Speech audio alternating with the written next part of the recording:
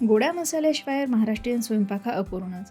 कारण रोजच्या जेवणातील आमटी असेल, वेगवेगळ्या कडधान्यांच्या उसळी असतील, मसाला वांग असेल किंवा मग लग्नाच्या पंक्तीतला मसाले भात असेल, याला गोडा मसाला हा लागतोच. तर हाच गोडा मसाला योग्य पद्धतीने अचूक प्रमाण वापरून कसा बनवायचा ते आज आपण पाहणार आहोत. त्यासाठी व्हिडिओ शेवटपर्यंत नक्की पहा आणि व्हिडिओ आवडला तर लाईक आणि चॅनलला सबस्क्राईब करायला विसरू नका. आता गोडा मसाला बनवण्यासाठी लागणारं जे साहित्य आहे ते काय काय घेतले पाहूयात. धने घेतलेले आहेत, शक्यतो गावरान धने किंवा जे इंदोरी धने आहेत ते घ्यायचे. आणि याचं सगळं प्रमाण डिटेलमध्ये मी डिस्क्रिप्शनमध्ये दिलेले, डिस्क्रिप्शन नक्की चेक करा. तमालपत्र घेतलं आहे, यासोबतच दगडफूल घेतलेलं आहे, किसलेलं सुकं खोबरं घेतलं आहे, तीळ घेतलेले आहेत, शक्यतो गावरान तीळ वापरायचे, जिरं घेतलेले आहेत, खसखस घेतली, शहाजिरे घेतलेले आहेत, यासोबतच दालचिनी घेतलेली आहे, दालचिनी चांगल्या क्वालिटीची वापरायची, जावित्री घेतलेली आहे, नागकेसर घेतलं आहे, मसाला वेलची घेतलेली आहे, काळी मिरी घेतली, लवंग घेतलेली आहे, चक्री फूल घेतले आणि इथे 2 हळकुंड घेतलेले आहेत आणि साधारण अर्ध आपल्याला जायफळ लागणार आहे, मीठ लागणार आहे थोडंसं आणि यासोबतच थोड्या मिरच्या देखील घेतलेल्या आहेत. मिरच्या ऑप्शनल आहेत. आता काहीजण मिरच्या वापरतात, काहीजण मिरच्या न वापरताच हा मसाला बनवतात.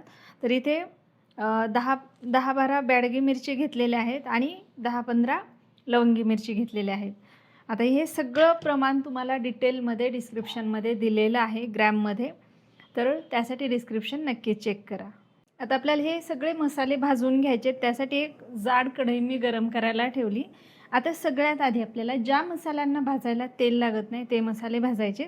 आता इथे मी धने सगळ्यात आधी भाजून घेणार आहे आणि मसाले भाजताना गॅसची फ्लेम आपल्याला कमीच ठेवायची. सगळे मसाले मंद आचेवरती छान भाजून घ्यायचे.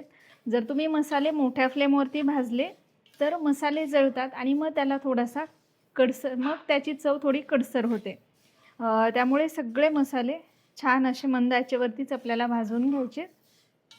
याला सतत हलवत राहायचं आणि कुठलेही मसाले आपल्याला जास्तीचे भाजायचे नाहीत. फक्त आपल्याला यातलं मॉइश्चर कमी करायचं आहे, जेणेकरून आपला जो गोडा मसाला आहे भरपूर दिवस टिकेल, त्याला जाळी लागणार नाही. आता हे धने चांगले भाजून घेतलेले आहेत मी आणि कमी फ्लेमवरच भाजलेत. आता हे काढून घ्यायचेत आपल्याला.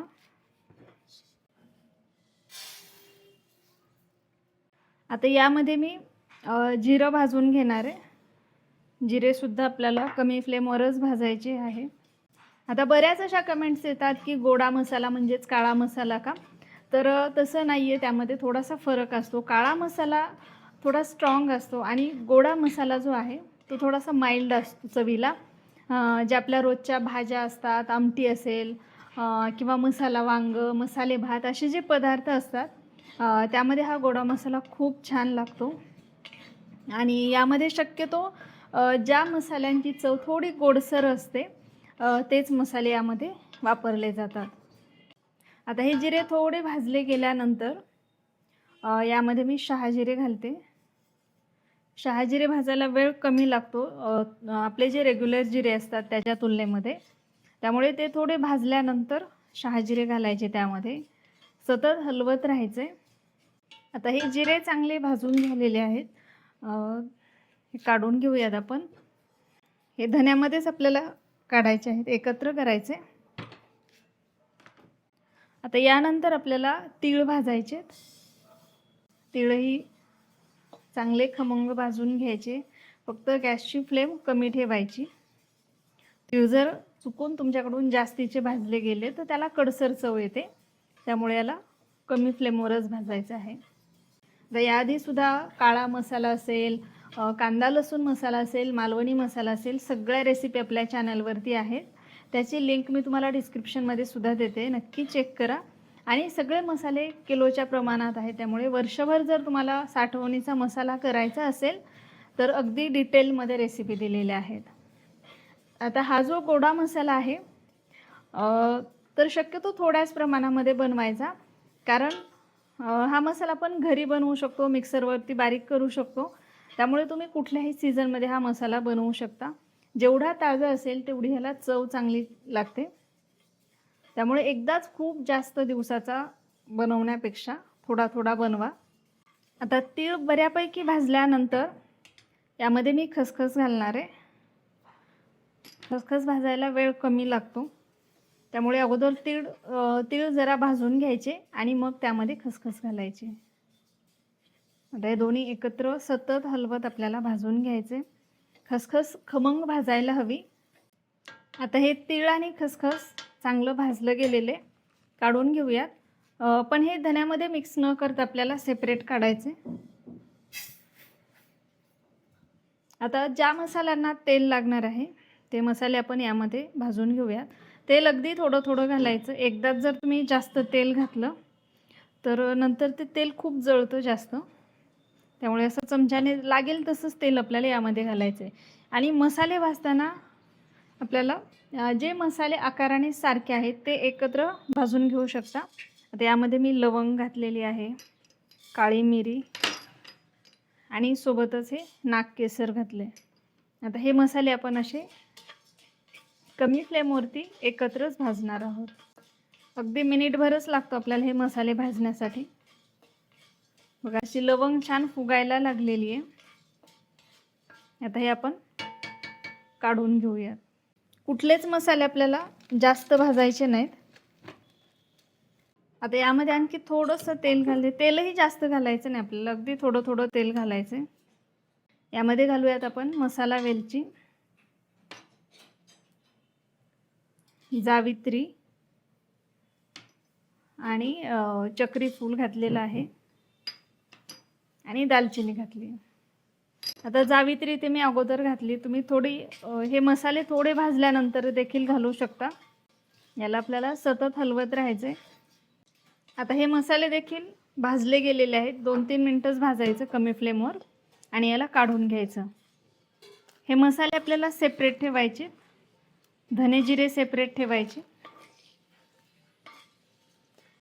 आता यामध्ये आपल्याला आणखी थोडंसं तेल घालायचं आणि त्यामध्ये दगडफूल घेतलेलं आहे ते भाजून घ्यायचं. तर दगडफूलही भाजून झालेले काढून घेते.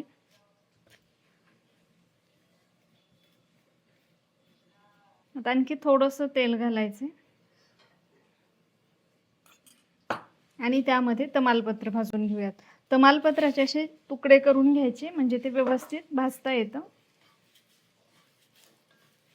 इथे मी कोणतेच मसाले भाजण्यासाठी जास्त तेलाचा वापर केलेला नाही.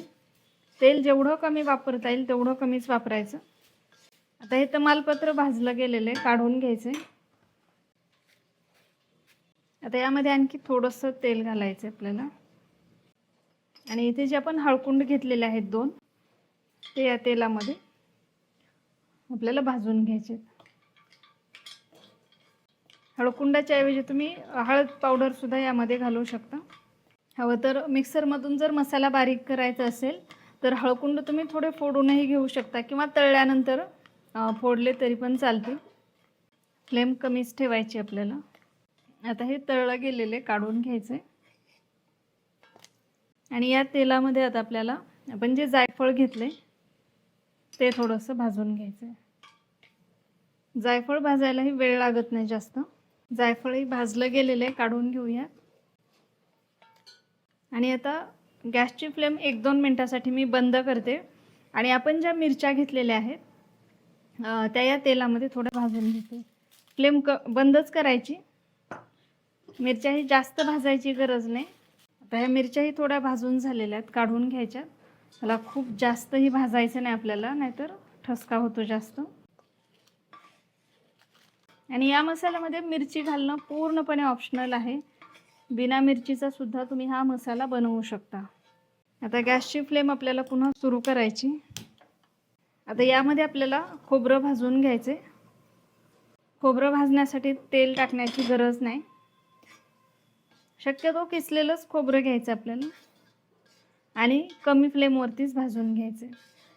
खोबरं चांगलं सोनेरी रंगावर येईपर्यंत भाजायचे.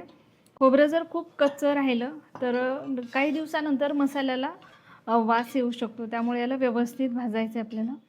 आता खोबरं चांगलं भाजलं गेलेलं आहे, अशा पद्धतीनेच भाजायचं आहे आपल्याला. गॅस मी बंद केलेला आहे.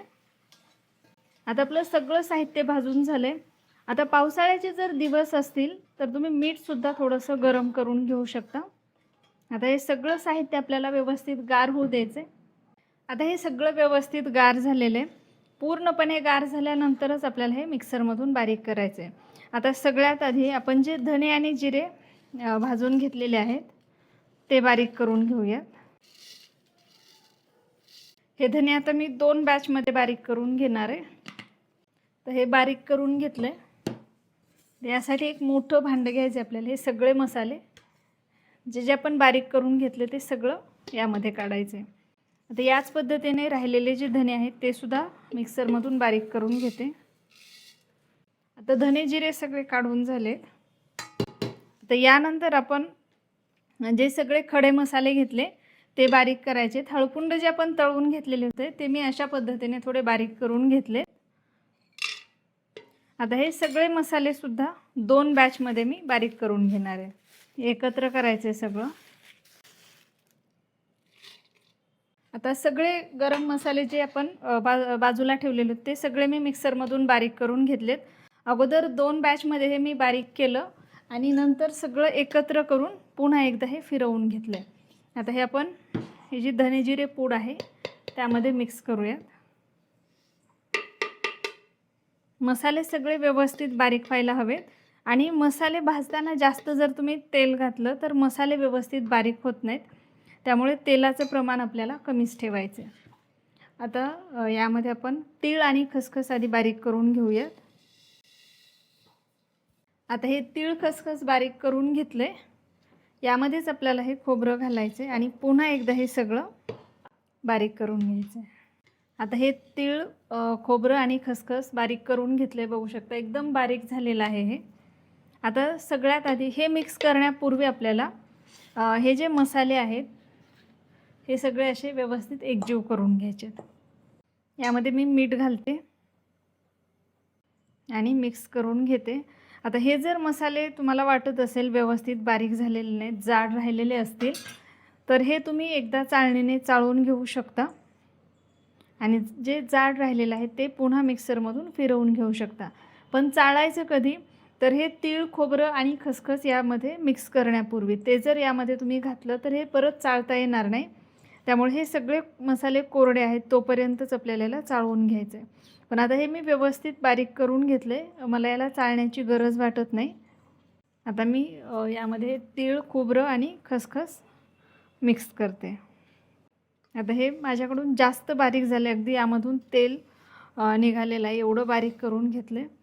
थोडंसं कमी बारीक केलं तरीसुद्धा चालतं आणि एवढं बारीक झालं तरी काहीच प्रॉब्लेम नाही.